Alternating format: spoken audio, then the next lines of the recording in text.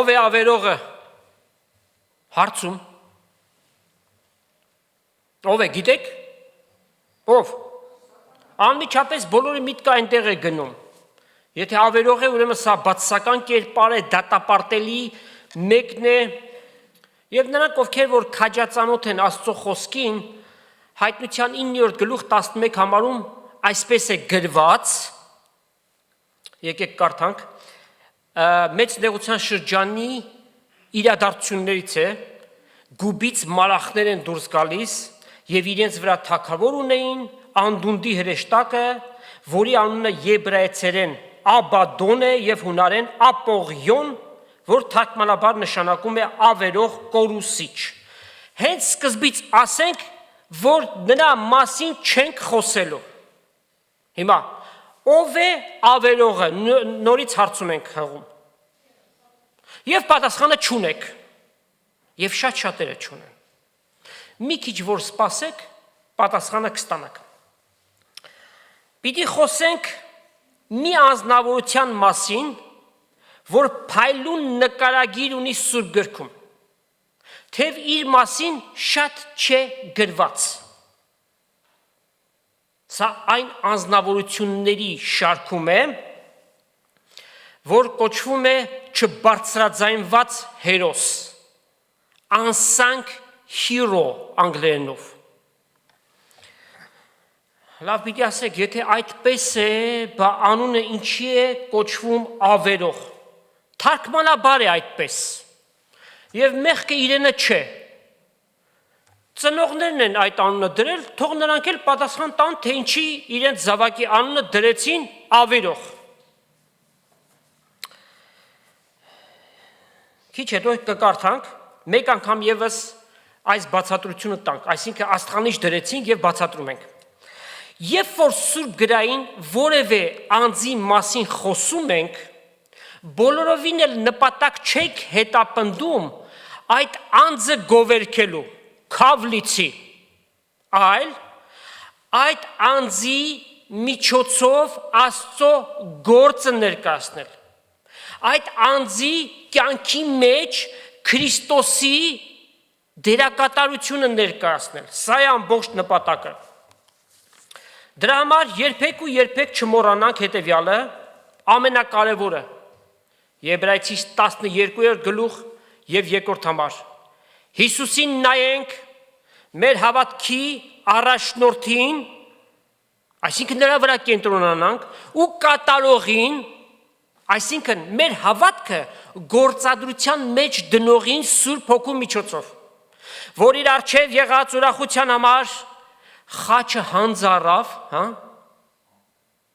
ամոթը արհամարեց և Աստծո մեծության աջ կողմում նստեց։ Որովհետև առաքյալը Եբրայեցիներին գրած նամակի 11-րդ գլխում ներկայացնում է հին ուխտի հավատքի հերոսներին, թե ինչպիսի նվիրական կյանք ունեցան նրանք, որքան կարևոր դերակատարություն ունեցան Աստծո գործի մեջ, բայց որպիսի մարդիկ այդ անձերի վրա չկենտրոնանան, հենց 12-րդ գլխի 2-րդ համարում գրվեց սա, որ Հիսուսին նայենք, նրա վրա կենտրոնանանք, մեր հավատքի առաջնորդն է և այն գործադրության դնողը։ Իսկ հիմա կարդանք ավերողի մասին։ Մինչև այս պահ որևէ մեկը պատասխանը չունի։ Ունեք թե չէ։ Չունեք, վստահաբար չունեք։ Գործք առաքելոց 18-րդ գլուխ և 24 համարից։ Ապողոս անունով հրյամը ծնունդով Աղեքսանդրացի ճարտասան մարդը եկավ, հասավ Եփեսոս։ Նա զորավոր էր սուրբ գրքերով և Տիրոջ ճամփուն մեջ վարժված էր, ջերմեռանդ հոգի ունենալով կխոսեր ու կսորվեցներ ճշտությամբ Տիրոջ վրայով, բայց ինքը միայն Հովանեսի մկրտությունը գիտեր։ Ասիկա սկսավ ժողովարանի մեջ համարձակ խոսիլ։ Երբ Ակյուղաս և Պրիսկիլա լսեցին, զանիկալ իրենց քով առին և ավելի ճիշտ Աստծո ճամփան նրան հասկացրին։ Նա ուզեց Աքայա երթալ եղբայրները քաջալերեցին Զանիկա ու գիր գրեցին այն տեղի աշակերտներուն, որ Զանիկա ընդունին։ Հոն հասնելով շատ օգտակար եղավ հավատացյալներուն Աստծո շնորհքով։ Քանզի հրապարակավ սաստիկ կհանդիմաներ հрьяաները սուրբ գրքերեն ցույց տալով, որ Հիսուսը Քրիստոսն է։ Ուրեմն այս ավերողը ով է։ Ապողոսն է։ Իր անունը թարգմանաբար այդպես է նշանակում։ Աղեքսանդրացի, հաճախ ասում ենք Ալեքսանդրիա քաղաքը, բայց հայերենով Աղեքսանդրիա, որ Եգիպտոսի կարևորագույն քաղաքն է, եւ այն որտեղ է գտնվում Աֆրիկայի հյուսիս-արևելքում։ Հռոմեական կայսրության ժամանակաշրջանում Աղեքսանդրիան ամբողջ կայսրության երկրորդ նշանավոր քաղաքն էր Հռոմից հետո։ Այն համալսարանների կենտրոն էր։ Աղեքսանդրիան հոգևոր եւ մշակութային կենտրոն էր։ Ապողոսը կրթված ուսյալ մի անձնավորություն էր, աստվածաբան էր, որ Աստծո համար հոգիով բորբոքած ծառայող մի անձնավորություն էր։ Հին ուխտի գիտակ էր, ասվեց չէ այդպես, եւ ճարտասան, eloquent անգլերենով, красноречивый ռուսերեն, այսինքն հրապարակախոս էր, public speaker էր, ամեն մեկին տրված չէ, այդպես է թե չէ։ Իսկ եթե խոսքը վերաբերում է Աստծո դաշտում ծառայելուն, Աստված մարդու ունեցած ընդունակությունները, կարողությունները մաքրում է եւ ծառայեցնում է իր փառքի համար։ Աղեքսանդրիայից գնաց Եփեսոս, այսինքն փոքր Ասիա, Աֆրիկայից գնաց փոքր Ասիա, Եփեսոսը այն ժամանակ գտնվում էր հռոմեական իշխանության տարածքի մեջ։ Ներկայիս գիտեք, այդ քոչվոր թուրքերը եկան եւ գրավեցին այն ամբողջ տարածքը բյուզանդական իշխանության, հռոմեականը հետո բյուզանդական դարձավ եւ իրենց տիրապետության տակ է եւ այդ քաղաքի ավերակները միջև հիմա մնում են Հիսուսի եկեղեցիներին ուղված պատգամները կա 7 եկեղեցիներին, հայտնության երկրորդ երրորդ գլուխներ, առաջինը Եփեսոսն է, այդ մասին ունենք մասնավոր քարոզախոսություն եւ բավականին մանրամասնությամբ այդ մասին խոսել ենք, կարող եք լսել։ Ներկայիս միայն փլատակները կա այդ քաղաքի։ Ուրեմն Ապողոսը զորավոր էր սուրբ գրքերով։ Որ գրքերով։ Հին ուխտի, որտեվ նորը դեռևս գրված չէր, ուրեմն հին ուխտի գրությունների իմացությամբ շատ զորավոր էր։ Պիտի ասեք, բայց միայն հնով չէ որ անկատար է, չէ մնում։ Նաև այստեղ մի շատ նուրբ կետ կա, ինքը միայն Հովանեսի մկրտության մասին գիտեր։ Հովանես մկրտիչը ազգովի կանչում էր ապաշխարության, ջրի մեջ պիտի մկրտվեին եւ իրենց մեղքերը պիտի խոստովանեին, որ իրենք Աստծուն թողել են եւ այդ մեղքերը Տիրոջ առջև պիտի խոստովանեին։ Թեև անհատապես պիտի անեին, բայց Աստված սպասում էր, որ ազգովի դարձի գան։ Իսկ նրանք, ովքեր որ համարվում էին ազգի էլիտան, գլխավորները, իշխանները, կղերական կազմը, բոլորովին էլ այդ բանը չարեցին, ասում է, եթե Քրիստոսին ճանաչեին, այլ փառած Տերը խաչը չէին հանի։ Ուրեմն ովքեր եղան, պարզ մարդիկ եկան եւ իրենց մեղքերը խոստովանեցին, որ իրենք Տիրոջը թողել են եւ ապաշխարեցին։ Այդ ապաշխարությունը մեղքերի թողության համար էր եւ Ապողոս այդ մասին շատ լավ գիտեր։ Տիրոջը ծառայելու համար Ապողոսը մի շարք կարևոր պատրաստություններ ուներ։ Ջերմերանդ էր, ջերմերանդ հոգի, fervent in spirit, կամ ռուսերենով Գորիա դուխը դուխով մեկն էր, բայց ոչ մարդկայնորեն, Սուրբ Հոգու զորությամբ։ Մի ուրիշ հոմանիշ ջերմերանդի խանդավառ էր եւ Աստված ասում է հոգիով բորբոքեցեք եւ Տիրոջը ծառայեցեք։ Անձի բորբոքը անպայման կռիվ է հանում, բայց հոգի բորբոքը Տիրոջ ծառայության համար է։ Երկրորդ, Տիրոջ ճամփի մեջ վարժված էր, դա իր կյանքն էր դարձած։ Եվ ամեն հավատացյալ պետքություն ունի, որ Տիրոջ ճամփի մեջ վարժվի։ Աստված պաշտությունը ամենօրյա կյանքի ընթացք պիտի լինի։ Ոչ թե միայն շաբաթվա մեջ մեկ անգամ, կիրակի օրը։ Եթե այդպես է, սատանան հեշտությամբ մարդուն դնում է մարմնավոր ճանապարհի վրա, այս աշխարհի մեջ եւ գնալով նա հոգեվոր կյանքից ընկնում է։ Աստված պաշտությունը ամենօրյա վարժություն է։ Ցավոք սրտի պիտի ասենք 21-րդ դարը գաղջությամբ լեցուն է եւ Տեր Հիսուս էլ ասաց, որ որդին մարդու երբ որ գա, երկիրը հավատք պիտի գտնի։ Ավելի շատ հավատացյալներ, որոնք աշխարհասեր են, մարմնասեր են, իրենց համար լայն ճանապարհը կա, կողքից էլ հոգևոր ճանապարհը մի կերպ քարշ տալով իրենց հետ տանում են։ Ճշմարիտ հավատացյալը կյանքի մեկ ճանապարհ պիտի ունենա, դա Աստծո ճանապարհով քայլելն է, որի մեջ մտնում է իր կենցաղը։ Աշխատանք, ընտանիք, զավակներ, նրանց հոգը, ամեն բան։ Սակայն գլխավորը Տիրոջ ճանապարհն է։ Եվ Ապողոսը այդպիսի մի անձնավորություն էր։ Երրորդ, Տիրոջ վրայով սովորեցնում էր ճշտությամբ, accurately, չէր խարդախում, չէր հարմարեցնում։ Այս ամենը անհրաժեշտ բաղադրիչներ են Աստծո դաշտի մեջ գործելու համար։ Պողոս առաքյալը Տիտոսին հետևյալն է գրում, առաջ գլուխ 10 համար. Շատ են խափողները եւ ունայնություն խոսողները։ Ունայնություն ինչ է նշանակում? Դատարկություն, պարապություն։ Ուրեմն այն ժամանակ էլ կային, ներկայիս շատ ավելին դատարկ բաներ խոսողներ, իբրև թե Աստծո խոսքն է խոսում։ Հարցնես, քո անձնական կյանքիդ մանրամասնությունները, որ մարդկանց բերում ես, դրանք Աստծո խոսքի հետ ինչ կապ ունեն։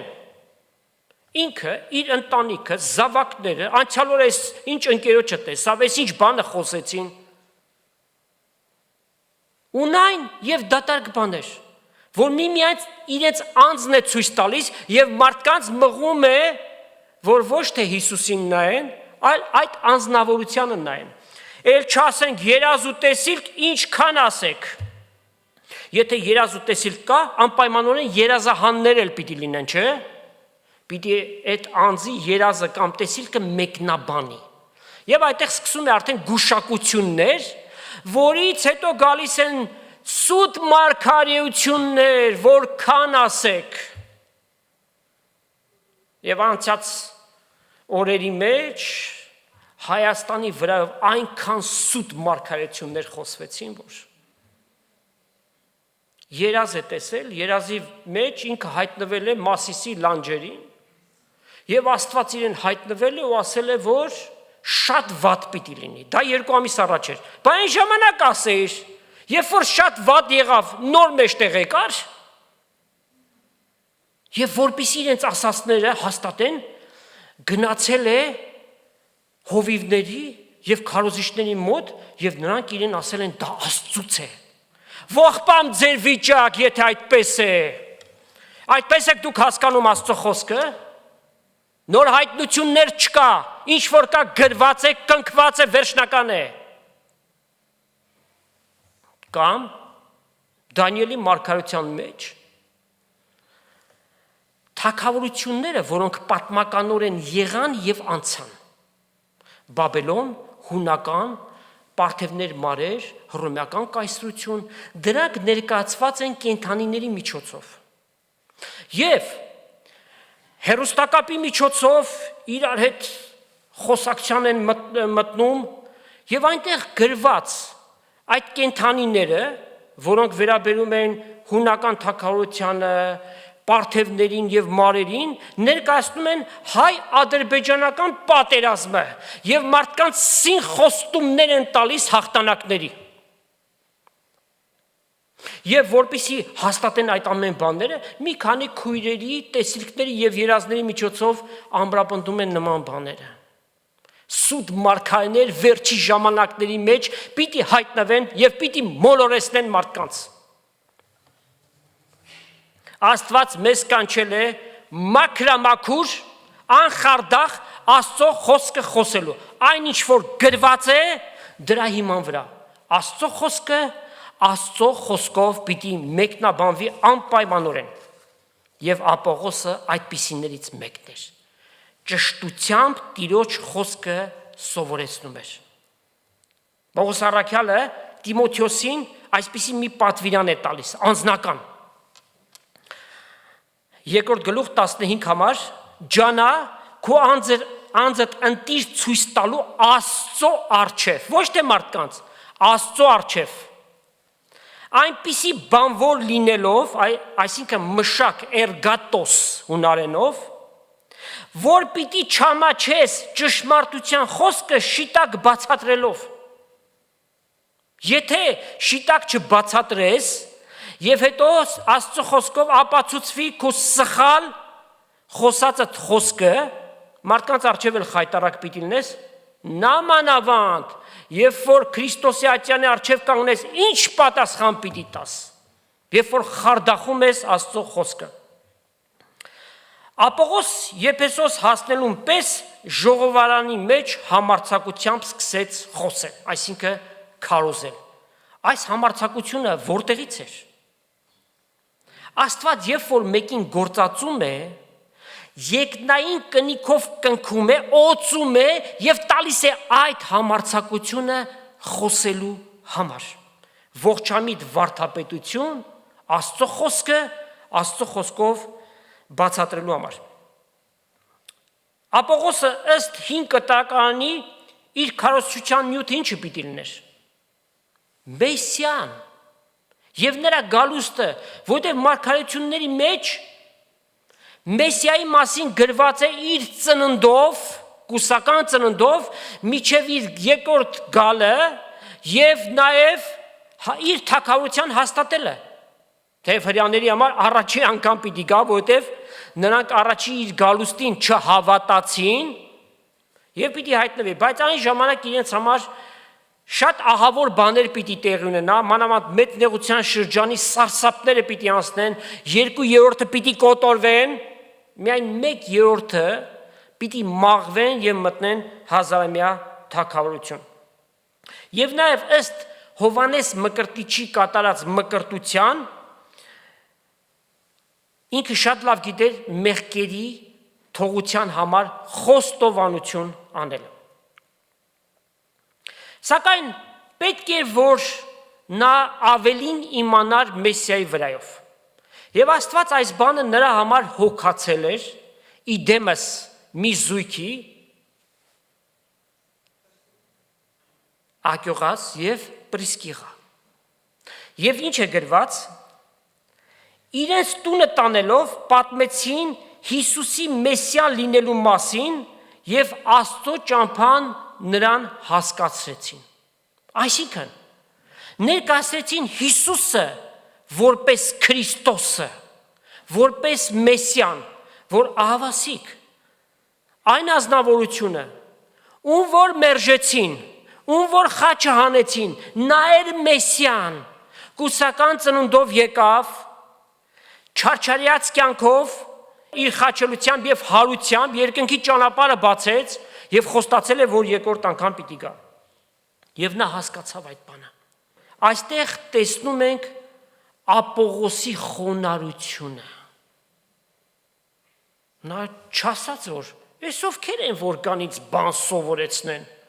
Ես հին կտականի գիտակներից եմ, այդքան լավ գիտեմ Աստծո խոսքը, հիմա իրենք ինձ բան պիտի սովորեցնեն։ Ընդունեց, հասկացավ։ Ուրեմն խոնարհությունը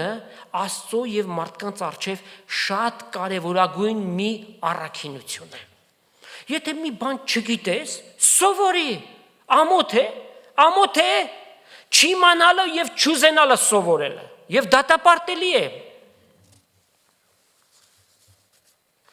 Իդեպ մի փոքր Ակյուղասի եւ Պրիսկիղայի մասին։ Ամուսիններ, որոնք Տիրոջ գործի մեջ նվիրյալներ էին, Աստծո մարդկանց առջև իրենց տան դուռը միշտ բաց էր եւ ընդունում էին եւ հյուրասիրում էին եւ հոգ էին տանում։ Ինչից է սա գալիս։ Աստծո հանդեպ ունեցած նվիրումից։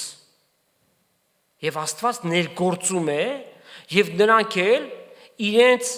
մեջ եղած ներգործությունը արտագործում են, այսինքն գործնականորեն այդ ամեն բաները անում են։ Իրենց տունը դարձրել են եկեղեցի, որտեղ հավատացյալներ հավաքվում էին եւ պաշտամունք էին անում։ Մի շարք տեղերում իրենց մասին կարող ենք կարդալ, մասնավորաբար եկեք կարդանք Գործք առաքելոց 18-րդ գլուխը 1-ից 5 համարները։ Դրանից հետո Պողոս Աթենքեն զատվելով Կորինթոս գնաց, ուր հրյամը գտավ Ակյուղաս անունով ծննդով Պոնտացի իր երկրից էր, այսինքն Պոնտոսցի էին, որ Պրիսկիղա կնոջ հետ նոր եկել էր Իտալիայից։ Կղոդիոսի հրամանով, որ բոլոր հրյաները Հռոմից պիտի հեռանան, ու անոնց քով գնաց, որովհետև ինքը արեստակից էր, անոնց քով կեցավ եւ կգործեր վասնզի արեստով վրանագործ էին։ Թե Ակյուղասը եւ թե Պողոս առաքյալը երկուսն էլ վրանագործ էին։ Այն ժամանակ ներկայիս հեշտությունները չկար վրանագործության։ Դուք պատկերացնում եք ինչպիսի չարչարյաց մի աշխատանք էր եւ Պողոս առաքյալը այդքան զբաղված լինելով հանդերձ իր առօրյան հոգում էր իր իսկ ձեռքերով։ Ամեն շաբաթ օր ժողովարանի մեջ կխոսեր եւ հրյաններն ու հույները կհամոզեր։ Եվ Շիղան եւ Տիմոթեոսը Մակեդոնիային երբ որ եկան, Պողոսի հոգին եռանդով վառված հլալով վկայություններով հրյաները կհամոզեր, թե Հիսուսը Քրիստոսն է։ Ուրեմն Պողոս առաքյալի հետ անխոնջ ձևով գործեցին ջերմերանտ եւ գործակիցներ տարան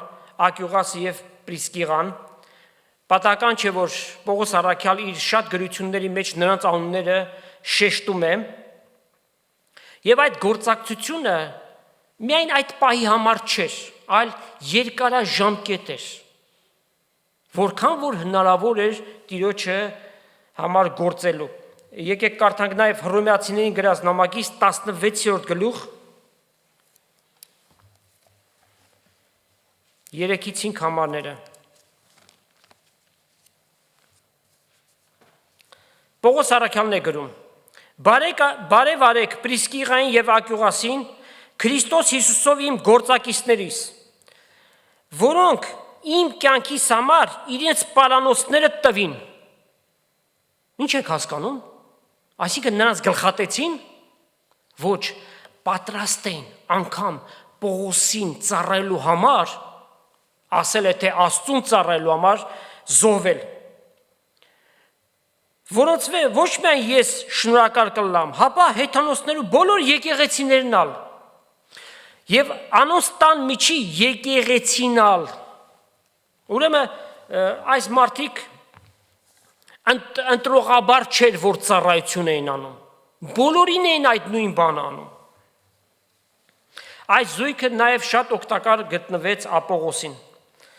Պողոս առաքյալը մի հրաշալի բանաձև է ներկայացնում Աստծո գործի մեջ ծառայության համար մի շարք առաքինություններ անհրաժեշտ են։ առանձին բաղադրիչներ են, որոնք երբ որ հավատացյալի մոտ ձևավորվում են, ընդհանրական մի զորավոր բան է ստեղծում։ Եվ նաև կարևոր է Աստծո խոսքի մեջ մնալ, որպեսզի Սուրբ Հոգու ներգործությունը լինի, եւ Սուրբ Հոգին կմղի այդ ունեցած առաքինությունները գործադրության դնելու գործնական կյանքի մեջ։ Եկեք կարդանք Հռոմեացիներին գրած նամակի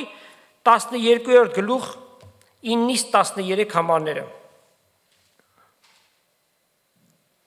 Սերը առանց կեղծավորության լինի, ոչ թե երեսից ծիծաղելով, բայց մտքիդ մեջ ուրիշ բան մտածելով։ Սա դատապարտելի է, որովհետև եթե դիմացինիդ խաբում ես, Աստծուն չես խաբի, որովհետև Աստված սիրտդ է քննում։ Չարից զզվելով, այսինքն մեղքից, բարին հարելով, եղբայրասիրության մեջ իրարու գորովալից եղեք։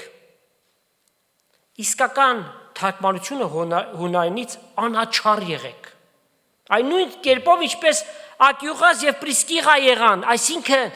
նրանք տարբերությունը չդրեցին, գիտեք, սա քարոզիչ է, այն մյուսը հասարակ հավատացյալ է, սրան ավելի մենք հոգ տանենք, ավելի հյուրասիրենք, քան մյուսներին, ոչ, անաչառ գտնվեցին։ Պատվելու մեջ իրարից անցեք, ջանքի մեջ թուլասիրտ մի եղեք, հոգիով բորբոքեցեք, Տիրոջը ծառայեք։ Հույսով ուրախ եղեք, նեղությունների մեջ համբերեցեք, ստեպ աղոթքի կեցեք, սուրբերի պետքերին հաղորդ եղեք, հյուրասիրության հետևից եղեք։ Քանի բան նշեց այստեղ, բազմաթիվ չէ։ Առանցին բաղադրիչներ են, բայց երբ որ հավատացյալի մոտ սրանք իրականություն են դառնում գործնական կյանքի մեջ, զորավոր մի բան է։ Եկեք հարցում տանք, Ակյուղասը եւ Պրիսկիղան այս ամեն բաները ունեին թե ոչ։ Պատասխանը միանշանակ այո։ Հիմա քննենք մեր անձերը եւ մենք մեր մեջ հայտնաբերենք այս ասված բաները մեր մոտ կա թե ոչ։ Սերը, եղբայրասիրությունը եւ նշված բոլոր բաները։ Եվ ամեն մեկս քննելով կհասկանանք, որ բանն է, որ չունենք, կամ որի մեջ է, որ պակաս ենք գտնվում։ Եվ ջանք անենք, որ այդ բաներն էլ մեր մեջ զարգանան։ Վերադառնանք Ապողոսին, 27-րդ համարում գրված է. ուզեց Աքայա գնալ։ Որտեղ է Աքայան։ Սա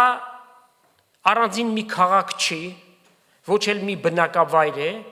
ամբողջ մի շրջան է Հունաստանի հարավում, հյուսիսում Մակեդոնիա, հարավում Աքայան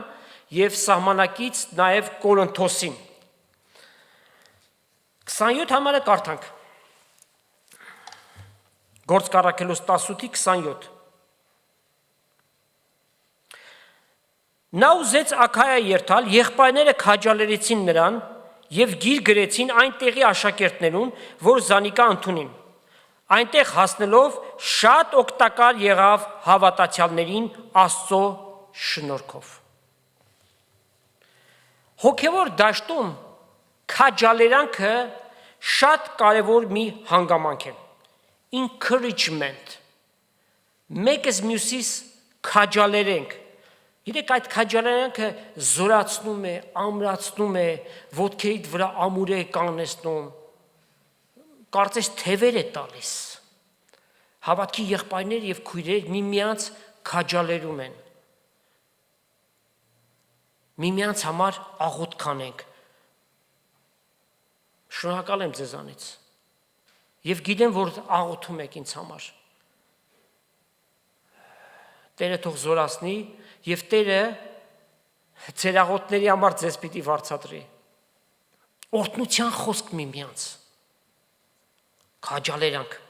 Հռոմեացիս 15-րդ գլուխ եւ 30 համարում Պողոս առաքյալը ասում է. Ինձ հետ պատերազմակից եղեք ձեր աղոթքներով։ Աղոթքը մեծ զորություն է մեզ տրված։ աղոթքով պատերազմակից տինել։ Իրավիճակները Տիրոջ առջև ներկայացնել եւ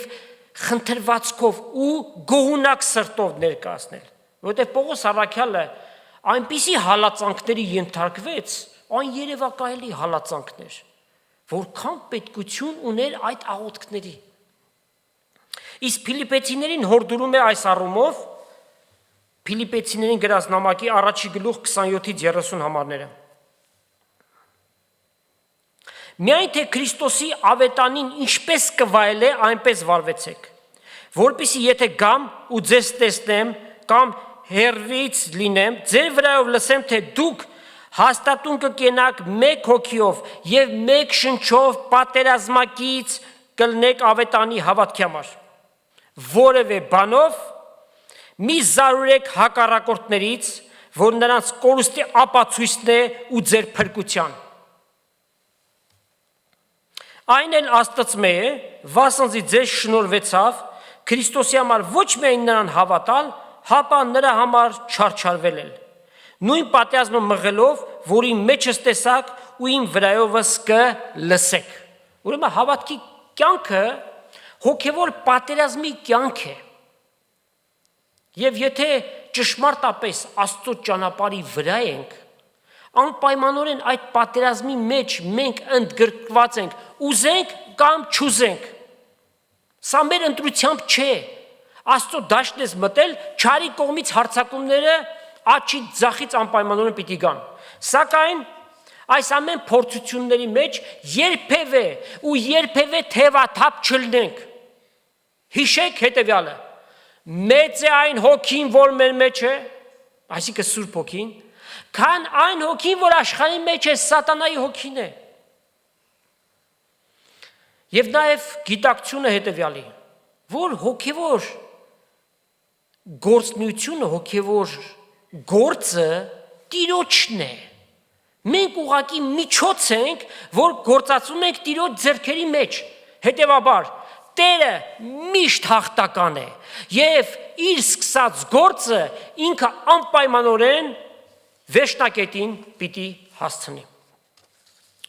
Ապողոսը եղբայրների քաջալերանքով գնաց Աքայա եւ գրված է Աստծո շնորհքով շատ օգտակար եղավ հավատացյալներին։ Այդ օգտակարություն ինչի մեջ էր։ Անարատ ու անխարդախ կերակուրը մատակարարելով թե առաջի դարից, թե միջև մեր օրերը շատ կարևորվում է, թե լսողներին, հավատացյալներին ինչ կերակուր է տրվում, առողջ, ողջամիտ, թե խաբեական։ Ցավոք սրտի պիտի ասենք, այսօր աստվածաբանությունը դարձրել են հոգեբանություն։ Ապողոսը ոչ միայն Եփեսոսում եւ Աքայայում քարոզեց, նաեւ որտեղ Կորինթոսում։ Գործ Կարաքելոց 19-րդ գլուխ եւ առաջի համար։ Մեր կարդացածի հենց հաջորդ համարը։ Քանի որ Ապողոս Կորինթոսի մեջ էր, Պողոս վերի կողմերը պտտելով Եփեսոս հասավ։ Ինչ ենք հասկանում այստեղից։ Պողոս առաքյալի կողմից Ապողոսին վստահություն տրված։ Քանի որ Ապողոսը Կորինթոսում է, ուրեմն այնտեղ ապահովություն կա։ Կա այնտեղ մեկը, որ ճշմարտությամբ Աստծո խոսքը դավանում է եւ վկայում է։ Պողոս ուրեմն կարող էր գնալ Եփեսոս հանգիստ խղճով, իմանալով, որ այնտեղ նվիրյալ մեկը կա, որ ճշմարտապես Աստծո ճանապարհներն է սովորեցնում։ Եվ պիտի փոխադրվեն Կորինթացիներին գրած առաջի նամակի 3-րդ գլուխ 6-ից 9 համարները։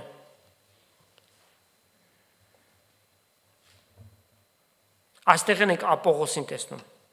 Պողոս առաքյալը ասում է. Ես տնկեցի, Ապողոսը ջուր տվեց, բայց Աստված աճեցրեց։ Ուստի ոչ տնկողը բան մնե եւ ոչ ջուր տվողը, հապա Աստված որ աճեցրեց։ Տնկողն ու ջուր տվողը մեկ են եւ ամեն մեկ իր վարձքը պիտի առնե իր աշխատության չափով։ Վասնզի մենք Աստծո գործակիցն ենք, դուք Աստծո մշակությունն եք, Աստծո շինությունն եք։ Կորինթոսի խնդիրներից մեկն էլ որն էր, որ բաժանումներ կար։ Ոմանք ելել եւ ասում էին մենք Պողոսի կողմն ենք։ Մյուսները Ապողոսի, երրորդը Կեպասի կողմը, այսինքն Պետրոս առաքյալի, եւ միայն մի մասն է, որ ասում են մենք Քրիստոսի։ Եվ ասում է. ես տնկեցի, Ապողոսը ջրեց, ամեն մեկ իր վարձքը պիտի առնի։ Բայց ով է որ ձեզ համար խաչը ելավ ու հարություն առավ։ Հիսուս Քրիստոս, հետևաբար մարդու ետևից չէ որ պիտի գնաք, այլ Տեր Հիսուսի ետևից։ Ապողոսը 5 կտականը լավ իմանալով իր համար այդ կարևոր հանգամանքը պիտի բացահայտվեր։ Շատ լավ գիտեր, որ Մեսիան պիտի գա եւ իր թագավորությունը պիտի հաստատի, նաեւ գիտեր Հովանես Մկրտիչի մկրտության մասին, որ մեղքերի խոստովանություն պիտի լինի եւ Աստված այդ խոստովանած մեղքերին թողություն է տալիս։ Սակայն մի բան շատ կարևոր էր, որ ինքը պիտի հասկանար, եւ դա այն էր, որ Մեսիան, Քրիստոսը Հիսուս ինքն է, ուրիշ մեկը չէ։ Եվ 28 համարում կարդում ենք, մեր այսօրվա բնաբանի 28 համարն է, Գործ Կարակելոց 18:28-ը, քանզի հրապարակավ սաստիկ կհանդիմաներ հրյաներին, Սուրբ գրքերի ցույց տալով, թե Հիսուսը Քրիստոսն է։ Ուրեմն Ակյուղասից եւ Պրիսկիղայից իմացավ, որ Հիսուսն է Քրիստոսը, եւ խոնարհությամբ ընդունեց, եւ քանի որ հին ուխտի գրությունների հիմքը ուներ, անմիջապես ելավ եւ սկսեց քարոզել, ինչպես Պողոս առաքյալն էլ, երբ որ Դամասկոսի ճանապարհին իր դարձը եղավ, ելավ հաջորդ օրը ժողովարաններով սկսեց քարոզել Հիսուսի մասին, որ Հիսուսը հենց Քրիստոսն է։ Երբ որ աշխարհի մարդկանց մենք խոսում ենք հավատքի մասին, պիտի սկսենք այբենգիմից, որ Աստված սկզբից երկինք ու երկիր ստեղծեց, առաջի զույգը ստեղծվեց եւ դրվեց Եդեմական պարտեզում, նրանք աննազանդ գտնվեցին, մեղ գործեցին, դուրս շպրտվեցին այնտեղից, մեղավոր բնություն ստացանք, փրկչի պետքություն ունենք, այդ փրկիչի Հիսուսն է 2000 տարի առաջ խաչել, չէ՞։ Այբենգիմով պիտի գանք։ Հրյաները, այս ամեն պատմությունները, չէ՞ որ այդ գրքերը գրված էր եւ իրենք ունեն, շատ լավ գիտեին, միայն մեկ բան էր նրանց անհրաժեշտ, որպեսզի իմանային, որ Հիսուսն է Մեսիան, Հիսուսն է Քրիստոսը։ Եվ հաճախակի բանավեճեր էր ծագում, դիբետներ, որի մեջ Աստծո մարդիկ, լինի դա Պողոս առաքյալը կամ Ապողոսը, զորավոր ձևով փաստերով ապացուցում էին, որ Հիսուսը Քրիստոսն է։ Եվ այո, շատ մեծ նմանություն կա։ Գործ Կարակելոց 9:22-ում Պողոս առաքյալի մասն են կարդում, գրված է Սողոս, հետո իր անունը Պողոս փոխվեց։ Սողոս ավելի էր զորանում եւ Դամասկոսի մեջ բնակվող հրյաներին պապանձեցնում էր, ապացուցելով, թե Քրիստոսը նա է, այսինքն Հիսուսն է։ Աստծո զավակները սուրբ գրային գիտությամբ պիտի ամբարեն մեծ պաշար, որպեսզի երբ որ պարագաները գա, մենք կարողանանք հակառակվողներին պապանձեցնենք։ Ինչու են անհավատ մարդիկ հաճախ հեգնում հավատացյալներին, որովհետև խոսում են ոմանց հետ, ովքեր սուրբ գրքի գիտությունը չունեն, տալիս են հարցեր, պատասխանը չեն ստանում։ Ասում են, իսկի չգիտեք այդ բաները, ես ինչի եք հավատում, բայց երբ որ սուրբ գրքի գիտություն ունենանք, այն ժամանակ կպապանձեցնենք նրանց, որովհետև մենք Աստծո խոսքով լուսավորվեցինք, մեր հոգևոր աչքերը բացված է, իրենցը ոչ։ Իրենց համար աղոթում ենք եւ փորձում ենք մեր հնարավորության սահմաններում նրանց ներկայացնել Աստծո խոսքը։ Ուրեմն մեր բոլորիս առաքելությունն էլ սա պիտի լինի, որ Հիսուսի Քրիստոս լինելը ներկայացնենք։ Մարդացյալ Աստված մեծ է Աստվածպաշտության խորհուրդը։ Առաջի Տիմոթեոս 3:16 Աստված մարմնով հայտնվեց, ով է։ Ուրիշ մեկը չէ, Հիսուս ինքն է։ Երկինք ու երկիր ստեղծող Աստվածը մարդեղացավ, մարմնացավ մեզ համար, որպեսզի մեզ մեղավորներից փրկություն բերի։ Հովհաննես առաքյալը Հիսուսի երկնքից գալու վրայով շատ է գրում։ Եկեք մի քանի համարներ կարդանք։ Հովանու ավետարան 3:13 համարը նախ։ Մեկը երկինք չելավ, բայց միայն նա, որ երկնքից իջավ։ Որդին մարդո, որ երկնքում է։ Իջավ, բայց ինքը երկնքում է։ Հոր ծոցն է, այդ ինչպես եղավ։ Այո, մարմնով հայտնվեց երկրի վրա, բայց հոգիով ամենուրեք է։ Նաև նույն 3 գլխի 31 համարը նա որ վերևից կգա ամենից վեր է, նա որ երկրից է երկրավոր է եւ երկրեն կխոսի, նա որ երկնքեն կգա ամենից վեր է։ Այս համարների մեջ ամեն բան ասված է։ Հիսուսի մարդեղացումով նրա երկիր մոլորակ գալը, բայց միաժամանակ երկինքն է, հոգիով ամենուրեք է։ Եվ Հովհաննես առաքյալը միակն է, որ Տեր Հիսուսի անձի վրայով գրում է հետևյալը, որ ինքն է ճանապարհը, ճշմարտությունը, կյանքը, հարությունը, երկնքի դուռը, ճանապարհը, ամեն բան Հիսուս ինքն է։ Ունենալով Հիսուսին նշանակում է ունենալ ամեն բան։ Երկնքի ճանապարհը ընկնել, երկնքի դուռը բացվում է մեզ համար Տեր Հիսուսով։ Ամենակարևորագույն բանը, որ մենք Աստծուն հավատացել ենք, դա մեռելներից հարություն առնել եւ հավիտենական կյանքն է։ Հիսուս ասաց. ես եմ հարությունը, ես եմ հավիտենական կյանքը։ Հիսուսին գտնողը այս ամենը գտնում է։ Այս կյանքի ամենամեծագույն նպատակը սա է։ Հիսուսին գտար, ամեն բան գտել ես, ամեն բան։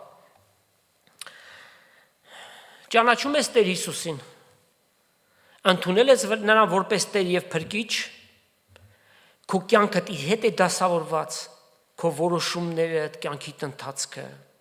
Եթե այդպես է, Տերը քեզ ավելիով օրհնի։ Պետքություն ունես ավելի ճանաչելու, որտեվ գրված է մենք շատից քիչը գիտենք, շատից քիչը բերում ենք ձեզ, սակայն երբ որ կատարյալը գա, շատից քիչը պիտի խափանվի եւ պիտի ճանաչենք Հիսուսին եւ ճանաչելուց յետևից պիտի լինենք հավիտյան, հասկանում եք։ Հիսուսի անձը ճանաչելը այնքան խորունկ է, որ մեզ համար հավիտենականություն է պետք ամբողջությամբ նրան ճանաչելու։ Ճանաչել եւ ճանաչելու յետևից լինել։ Աստված ճանաչության առաջին քայլը Հիսուսին ճանաչելն է։ Եթե նրան որպես Տեր եւ Փրկիչ չունես, առաջի քայլը արա։ Սա քո կյանքիդ ամենամեծագույն որոշումը պիտի լինի։ Աստված մեզ տվել է բանականություն եւ ազատ կամք։ Թեև գրված է, որ մարդը մեղքերի եւ հանցանքների մեջ մեռած է, բայց դեռևս կենդանի է, գերեզման չի գնացել, եւ Աստված ասում է՝ քո առջևդ եմ դնում բարին եւ չարը, կյանքը եւ մահը։ Բարին Հիսուսն է, կյանքը Հիսուսն է, նրան ընտրի։ Եվ Հիսուս ինքը կանչում է ասելով. ինձ եկեք, բոլոր հոգնածներ եւ բեռնավորվածներ, որ այս աշխարհի մեղքերով բեռնավորված եք, ինձ եկեք, ինձ բերեք։ իմ ոտքերիս առջև կդնեք խոստովանությամբ եւ իմ արյունս ձեր մեղքերը կսրբի չհիշելու պայմանով։ Սիրելի հայրենի, Աստծո կողմից դեսպանություն ենք անում։ Արա այդ քայլը, առաջի քայլը խոնարհվիր եւ Հիսուսին կանչի կյանքիդ մեջ։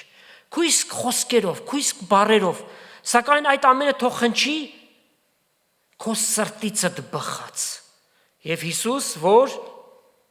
մարդու սիրտ ու երիկամունքներն է քննում, այլ կերպ ասած, ամբողջ էությունը քո անկեղծությանդ համար, քո հավատքիդ համար, քեզ այցելություն պիտի անի Սուրբ Հոգիով, եւ ինչպես գրված է Եփեսացիս 1:13 համար, երբ որ լսեցինք ճշմարտության խոսքը, մեր փրկության ավետարանը, որին հավատալով ինչ տեղի ունեցավ, Աստված մեզ Սուրբ Հոգիով կնքում է հավիտենական կյանքի համար։ Միթե սրանից մեծ ուրախություն կա։ Չկա ու չկա։ Սա է մեր մեծագույն ուրախությունը, որ մենք հավիտենական կյանք ունենք։ Նրանք, ովքեր որ չունեն, պետքություն ունեն առաջի քայլը անելու։ Վերջին ժամանակներում մենք ապրում, Տիրոջ գալուստը շատ մոտ է, Աստծո խոսքն լսում ես, սիրտդ մի խստացրու, որտեվ եթե Հիսուս եկավ, եկեղեցին, որ իրենը պատկանում, ճշմարիտ հավատացյալներից կազմված, երկինք տարավ, դու պիտի մնաս մեծ նեղության շրջանին ների տիրապետության տակ, սարսափելի տարիներ 7 տարվա։ Այնպես որ խելամիտ գտնվիր եւ Հիսուսին այո ասա հրավիրի կյանքիդ մեջ։ Ապողոսը Աստծո նվիրյալ եղավ։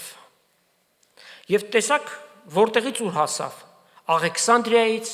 գնաց Եփեսոս, Աքայա գնաց, այնտեղից Կորինթոս գնաց, այլ կերպ ասած ամենուրեք։ Եվ գնաց եւ նրա քարոզչությունը շինիչ ազդեցություն բերեց Քրիստոսի նորաստեղծ եկեղեցու համար։ Իսկ թե ինչու է նրա անունը թարգմանաբար նշանակում ավերող, այդ հարցով դիմեցեք Ապողոսի ծնողներին բացատրություն ստանալու համար։ Աստված օրհնի իր խոսքը եւ ձեզանից ամեն մեկին հիմա Տեր Հիսուս Քրիստոսի շնորհքը, Հայր Աստծո սերը եւ Սուրբ Հոգու հաղորդությունը Աստծո ժողովրդի հետ լինի։ Ամեն։